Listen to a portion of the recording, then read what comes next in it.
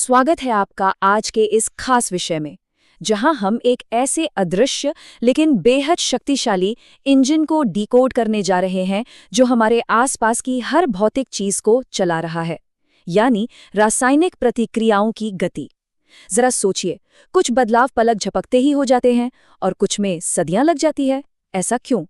इसे ही विज्ञान में केमिकल काइनेटिक्स या रासायनिक बल गतिकी कहा जाता है। तो चलिए इस दिलचस्प दुनिया में गहराई से उतरते हैं और समझते हैं कि इस ब्रह्मांड में बदलाव की स्पीड को आखिर कंट्रोल कौन करता है। भाग 1, बदलाव की गति। अब बड़े बड़े वैज्ञानिक सिद्धांतों को लैब से निकालकर सीधे हमारी अपनी रसोई में लाते हैं। एक बहुत ही आम सवाल, फ्रिज के बाहर दूध इतनी जल्दी क्यों खराब हो जाता है? ये कोई इत्तेफाक नहीं है। दूध का खट्टा होना एक लगातार चलने वाली रासायनिक प्रतिक्रिया है और इसकी स्पीड एक बहुत ही खास चीज पर टिकी होती है। असल में दूध का खराब होना शुद्ध रूप से एक केमिकल प्रोसेस है। दूध के अंदर साइक्रोट्रॉफिक जीव मौजूद होते हैं जो दूध की चीनी यानी लैक्टोज को लैक्टिक एसिड में बदलने का काम करते हैं। जब हम दूध को फ्रिज के बाहर किसी गर्म जगह पर छोड़ देते हैं तो ये प्रोसेस अचानक से बहुत तेज हो जाती है। यहाँ से हमें एक बड़ा सीधा सा नियम समझ में आता है। तापमान का किसी भी प्रतिक्रिया की दर या कहें स्पीड से सीधा संबंध होता है। भाग 2, टकराते हुए अणु टक्कर का सिद्धांत। तो अभी हमने जो दूध के साथ देखा वो बाहर का नजारा था। अब जरा माइक्रोस्कोपिक दुनिया में जूम इन करते हैं, जहां असली एक्शन हो रहा है। रासायनिक काइनेटिक्स की पूरी नींव इस एक आइडिया पर टिकी है कि अणुओं का आपस में टकराना बहुत जरूरी है। इसे ही टक्कर का सिद्धांत या कोलिजन थ्योरी कहते हैं। लेकिन रुकिए, हर टक्कर से कुछ नया नहीं बनता। अणुओं को न सिर्फ सही दिशा में टकराना होता है, बल्कि उनके अंदर पर्याप्त गतिज ऊर्जा या काइनेटिक एनर्जी का होना भी जरूरी है। अगर वो बहुत ही आराम से टकराएंगे तो वो बस एक दूसरे से उछलकर दूर चले जाएंगे, बिल्कुल वैसे ही जैसे बिलियर्ड्स की 2 धीमी गेंदें आपस में टकराती हैं। अब मान लीजिए कि टक्कर बहुत जोरदार हुई। यहीं पर 1935 में हेनरी आयरिंग द्वारा दिया गया संक्रमण अवस्था सिद्धांत काम आता है।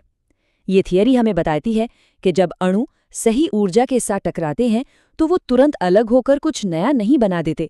बीच में एक बेहद नाजुक और अस्थिर अवस्था आती है जिसे सक्रिय परिसर या एक्टिवेटेड कॉम्प्लेक्स कहते हैं। ये वो जादुई क्षणिक पल है जहां पुराने बंधन टूट रहे होते हैं और नए बंधन बस बन ही रहे होते हैं। भाग 3, ऊर्जा बाधा को पार करना।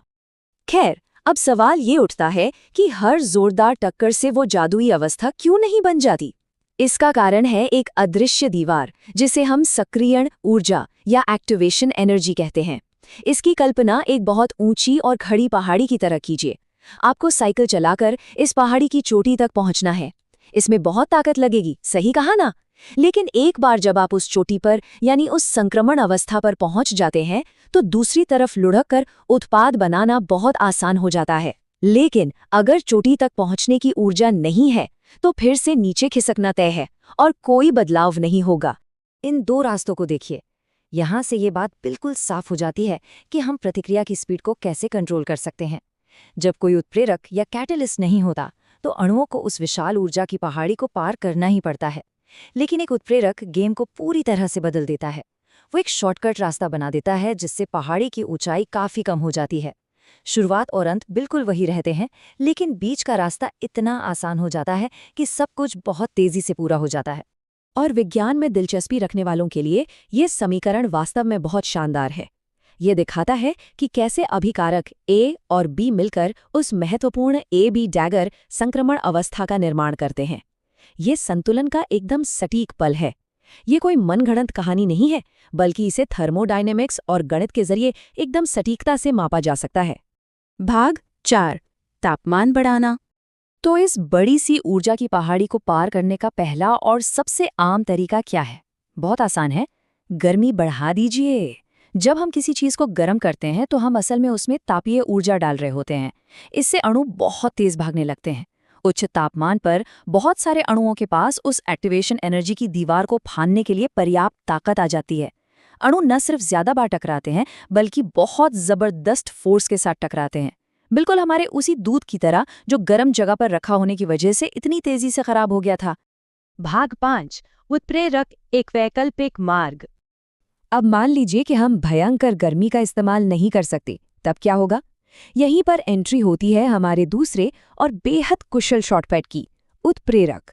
सच कहूं तो उत्प्रेरक रसायन विज्ञान के असली अनसंग हीरोज हैं।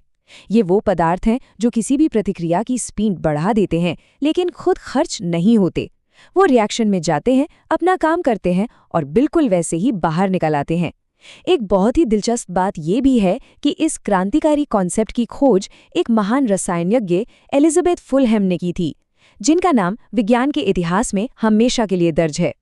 उत्प्रेरक मुख्य रूप से 3 तरह के होते हैं। पहले हैं सजातीय या होमोजीनियस, जो अभिकारकों के साथ पूरी तरह घुल मिल जाते हैं।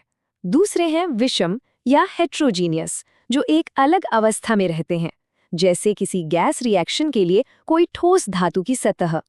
और फिर आते हैं एंजाइम्स, प्रकृति के अपने खुद के बनाए हुए अविश्वसनीय रूप से जटिल और असरदार जैविक उत्प्रेरक। इन जैविक उत्प्रेरकों यानी एंजाइम्स का काम करने का तरीका भी बहुत गजब का है। ये ताला और चाबी मॉडल पर काम करते हैं। अकार्बनिक उत्प्रेरकों से अलग, जो कई तरह के रिएक्शंस में काम आ सकते हैं, एक एंजाइम का आकार सिर्फ और सिर्फ एक खास अणु के लिए ही परफेक्टली डिजाइंड होता है। यह प्रकृति की अंतिम विशिष्टता और दक्षता है, जो हमारे शरीर में हर एक सेकंड जीवन को संभव बनाए हुए हैं। भाग 6, वास्तविक दुनिया में रासायनिक कैनेटिक्स। चलिए जूम आउट करके वापस अपनी दुनिया में आते हैं। अणुओं के ये छोटे छोटे नियम आज हमारी पूरी आधुनिक दुनिया को चला रहे हैं। एक बहुत ही स्पष्ट उदाहरण है हाइड्रोजन पेरोक्साइड का टूटना। आमतौर पर यह बहुत ही धीरे धीरे पानी और ऑक्सीजन में बदलता है, लेकिन अगर हम इसमें थोड़ा सा मैंगनीज डाइऑक्साइड या कोई और उत्प्रेरक मिला दें तो ये रिएक्शन तुरंत और विस्फोटक रूप से तेज हो जाती है। ये इस बात का एकदम सीधा सबूत है कि उत्प्रेरक किस तरह उस ऊर्जा की बाधा को चकनाचूर कर देते हैं। अब जरा इस नंबर पर ध्यान दीजिए, 90%। जी हाँ, ऐसा अनुमान है कि आज व्यावसायिक रूप से बनने वाले सभी रासायनिक उत्पादों में से 90% के निर्माण में किसी न किसी स्तर पर उत्प्रेरकों का इस्तेमाल जरूर होता है। ये कोई छोटी बात नहीं है, ये पूरे ग्लोबल केमिकल इंडस्ट्री की रीढ़ है। अगर उत्प्रेरक ना होते तो आज का हमारा यह आधुनिक जीवन मौजूद ही नहीं होता। ये कुछ ऐसे उत्प्रेरक हैं जिन्होंने हमारी दुनिया को आकार दिया है। कारों के धुएं को साफ करने वाले प्लैटिनम से लेकर खेतों के लिए उर्वरक बनाने वाली हैबर प्रक्रिया में इस्तेमाल होने वाले आयरन तक, और औद्योगिक स्तर पर सल्फ्यूरिक एसिड बनाने में काम आने वाले वेनेडियम पेंटॉक्साइड को तो हम भूल ही नहीं सकते। ये उत्प्रेरक न सिर्फ बड़े पैमाने पर मैन्युफैक्चरिंग को मुमकिन बनाते हैं, बल्कि ऊर्जा बचाकर हमारे पर्यावरण की रक्षा भी करते हैं। तो कुल मिलाकर बात यह है कि तापमान और उत्प्रेरक रासायनिक प्रतिक्रियाओं के इस पूरे छिपे हुए परिदृश्य को बदल कर रख देते हैं। ऊर्जा की उन अदृश्य पहाड़ियों को कम करके और अणुओं की गति को तेज करके हम पदार्थ को अपने मनचाहे सांचे में ढाल सकते हैं। अणुओं के टकराने की इस सूक्ष्म गति को कंट्रोल करना ही विज्ञान का भविष्य है। अब सबसे बड़ा सवाल जो हमारे सामने है, इस अद्भुत शक्ति के साथ मानवता भविष्य में कौन सी बिल्कुल नई और अकल्पनीय रासायनिक वास्तविकता का निर्माण करेगी? इस बारे में जरूर सोचिएगा।